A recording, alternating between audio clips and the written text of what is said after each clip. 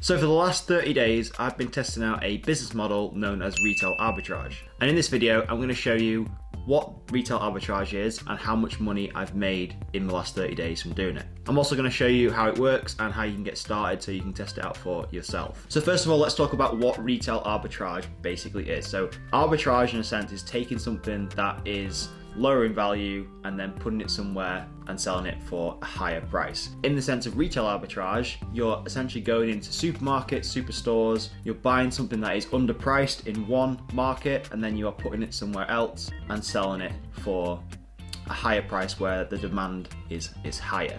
You can sell it for more. And when we're talking about retail stores, I'm talking about places like Tesco's, Sainsbury's, Asda, Argos, Boots, Pets at Home, all these big stores that you see in and around the UK. I mean, you can do this anywhere. If you're in America, it would be places like Walmart, TK Maxx or TJ Maxx or whatever it's called. It's all the same. The principle is all the same. And our goal with retail arbitrage is to basically buy low and make a profit by selling high. I've always been interested in understanding different ways to make money, especially online nowadays, and this is one of the most interesting ways that I've come across. It isn't the most scalable, as you'll see in this video, but for anybody looking for a real simple and easy to start way to make a side income online, retail arbitrage could be a really good option for you. And before we actually get started with retail arbitrage, there is a couple of things you need to know and you need to have. First of all, we need to decide where we're going to sell our products. So for me, I sold the products I bought in the supermarkets on Amazon because I already had a previous business on Amazon. So it made sense just to use that business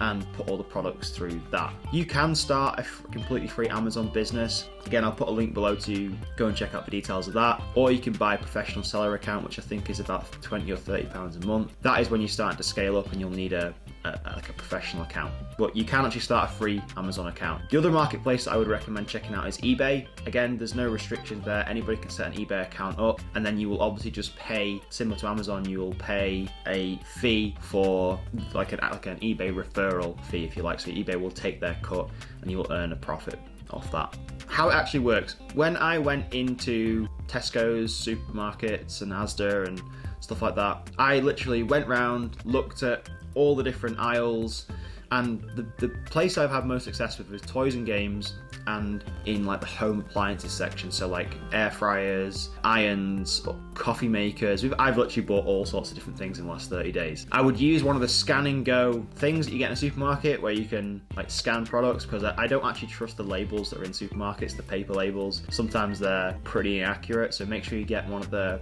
scan and go barcode scanner things. And what you're going to do is you're going to go and look at these sections of items. You're going to go and scan some items, maybe go and head to the reduced or clearance section in the supermarket. You can always find some absolute bargains there. And then you're going to use BuyBot Pro or BuyBot Go, and you're going to scan the item and then you're going to put the buy price in. So if an item is on clearance for say £10, put £10 in here, and then BuyBot Go will do all the work for you and it will figure out whether it's worth you buying that product or not.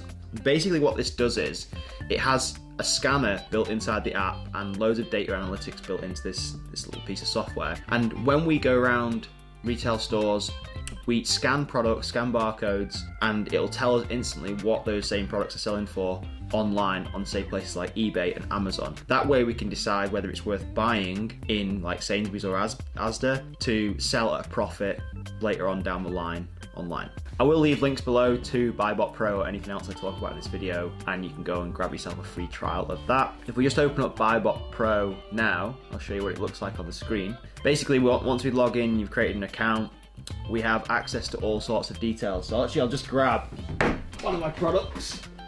This is a product I managed to source, and if we scan the barcode, you'll see that this brings up real simply like how much you bought it for and how much it's actually selling for. So I've got a bit of an interesting story behind this product. So if we click analyze, it'll give us all the data we need to make a buying decision, and it makes it really simple as well. So you can see here, if we bought this, which I actually bought this at £1.50, it was and there must have been an error in the shop and I ended up buying about 15 of these, and you can see here I'll be making £9-10 profit each item. And you can see if we scroll down, it even gives you a BuyBot score, whether it's good, how much has been sold in the previous 90 days, the last 30 days, and what it's predicted to sell in the next 90 days. So you can make a pretty informed buying decision just based on all this simple data here. So that's how retail arbitrage works. There is obviously a little bit of manual work involved. It's not like you're making money at a click of a button, because you have to go to the supermarkets, you have to go and buy the products, you then have to package them up and either send them into Amazon or send the products from your house to a customer when they buy them on eBay. So there is a little bit of manual work involved.